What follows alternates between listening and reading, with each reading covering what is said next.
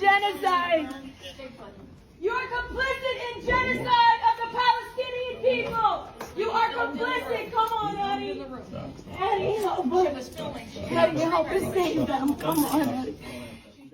First, I was thrown onto the ground, and when I was picked up by one of the police officers and he handed me to another one, I realized that that police officer was someone that I consider a friend of mine.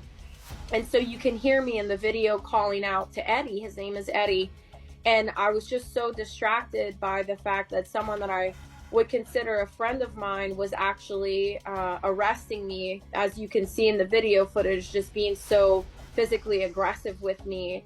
And it really made me emotional, and it was a part of the shock, right, of what's going on inside of my country. Former Captain Josephine غيلبو and retired Lieutenant Colonel Anthony Aguilar interrupted the Foreign Affairs nominations hearing.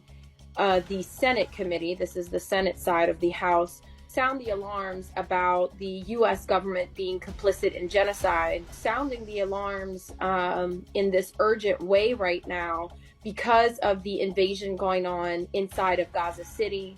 In the last 48 hours, we all have witnessed the massacres intensify.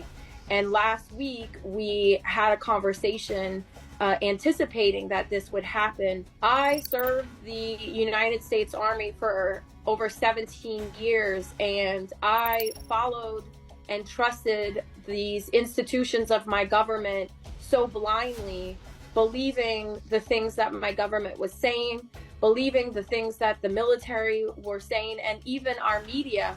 I had this blind trust to this narrative and this propaganda that they have been feeding us, quite frankly, since 9/11. But after October 7th, witnessing the video footage that was coming out of Gaza, I knew immediately that this was not self-defense. These were not military operations. And when I realized by October 24th, 2023, that my country was complicit and funding and supporting this genocide, I knew that as someone who swore an oath to the Constitution of the United States to defend this country from both foreign and domestic threats, that I needed to take a stand and continue to carry that oath out, because our country is infiltrated by the Israeli terrorists and they have a hold on our leaders. This is a domestic threat to our country. This is a domestic threat to the people of the United States of America. What we're witnessing in Palestine is it can easily come here.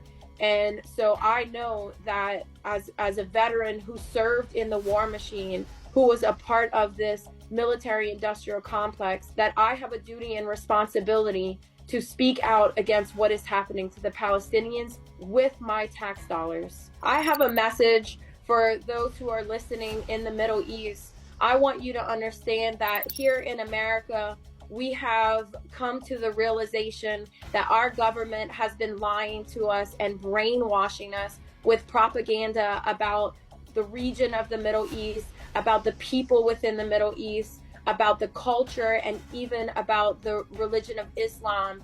And now here in America, by the millions, we have woken up to the truth, and we are fighting to change the foreign policy of this country, to change the direction of this country. We want to live in a peaceful world where human rights and humanity are principled values of our society.